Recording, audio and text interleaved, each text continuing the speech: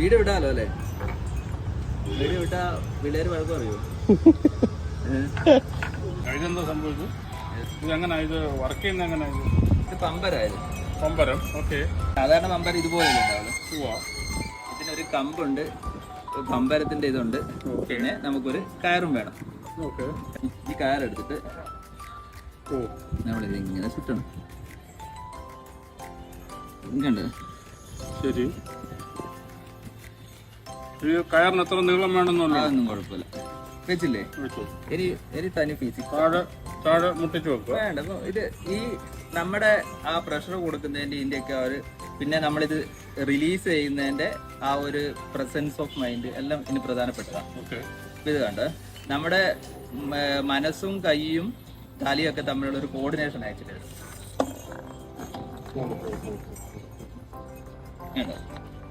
കുട്ടികളിൽ ശരിക്കും പറഞ്ഞാൽ ഈ കണക്ഷൻ വർക്ക് ചെയ്യാൻ ഏറ്റവും നല്ലതാണ് ഇതുപോലുള്ള കളിപ്പാട്ടങ്ങൾ. അത് വർക്ക് ചെയ്യാൻ ഇതുപോലുള്ള കളിപ്പാട്ടം. സാധാരണ നമ്മൾ കടയിൽ ഇപ്പം കിട്ടുന്ന കളിപ്പാട്ടം എന്ന് പറഞ്ഞാൽ എന്താ, ഒരു സ്വിച്ച് ഇട്ടാൽ ഓൺ ആവും. പിന്നെ റിമോട്ട് വെച്ച് കഴിഞ്ഞാൽ എന്ത് ചെയ്യും, അത് JCB ഒക്കെ മണ്ണ് വന്ന് അങ്ങനെയൊക്കെ, തോക്കുകൾ അങ്ങനെയുള്ളതൊക്കെയുള്ള കുറച്ചുകൂടി നശീകരണ സ്വഭാവമുള്ള കളിപ്പാട്ടങ്ങളാണ്. അല്ലെ മൊബൈൽ പോലുള്ള. അത് നമ്മുടെ തല എത്രത്തോളം, മീൻസ് തലയിൽ ഇത്രയും നെർവുകൾ അത്രത്തോളം വർക്ക് ചെയ്യുക എന്നുള്ളത്. പക്ഷെ ഇതുപോലുള്ള കളിപ്പാട്ടങ്ങൾ അതും കൂടെ വർക്ക് ചെയ്യും. സാധാരണ അതെ, കോൺസെൻട്രേഷൻ, പ്രസൻസ് ഓഫ് മൈൻഡ് എല്ലാം ആക്ച്വലി ഇതുപോലുള്ള കളിപ്പാട്ടങ്ങൾ കൊണ്ട് കിട്ടും എന്നുള്ളതാണ്. ഇത് ചെന്നപട്ടണ കളിപ്പാട്ട. ചെന്നപട്ടണ എന്ന് പറഞ്ഞാൽ അറിയാമോ? മൈസൂരുള്ള ചെന്നപട്ടണ കളിപ്പാട്ടങ്ങളുടെ ഗ്രാമമാണ്. അപ്പൊ അവിടെ അവര് തടിയിൽ നിർമ്മിക്കുന്ന കളിപ്പാട്ടങ്ങൾ. തടിയിൽ നിർമ്മിക്കുന്ന കുറച്ച് പ്രത്യേകതയുണ്ട്. അതിന് ഭൗമസൂചിക പദവി കിട്ടിയിട്ടുണ്ട് ഈ കളിപ്പാട്ടം.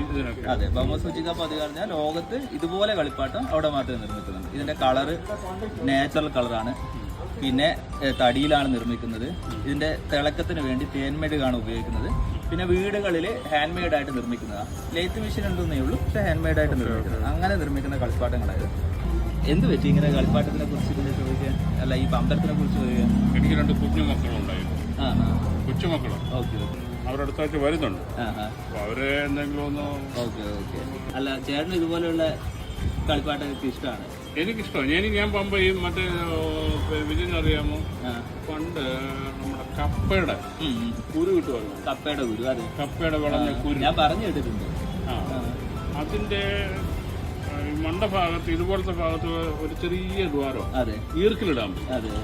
അങ്ങനെ ഈർക്കൽ ടൈറ്റ് ചെയ്തിട്ട് ഈ പമ്പരം കിടക്കി ഞങ്ങൾ ഇങ്ങനെ മത്സരമാണ്, ആര് കറക്കുന്നതാണ് കൂടുതൽ സമയം ഇത് ലാസ്റ്റ് ചെയ്യാന്നുള്ളത്. അതെ, ഏറ്റവും കൂടുതൽ സമയം നിൽക്കുന്ന ആള് ജയിച്ചു എന്നുള്ള വിധത്തിൽ അങ്ങനെയൊക്കെയുള്ള. കുട്ടികളുടെ കളികളിലൂടെ തന്നെ കുട്ടികളുടെ ബ്രെയിൻ ഡെവലപ്മെന്റും മനസ്സിന്റെ ശക്തിയും കോൺസെൻട്രേഷനൊക്കെ വർദ്ധിപ്പിക്കാൻ ഇതുപോലുള്ള കളിപ്പാട്ടങ്ങൾ ഏറ്റവും നല്ലതാണ്.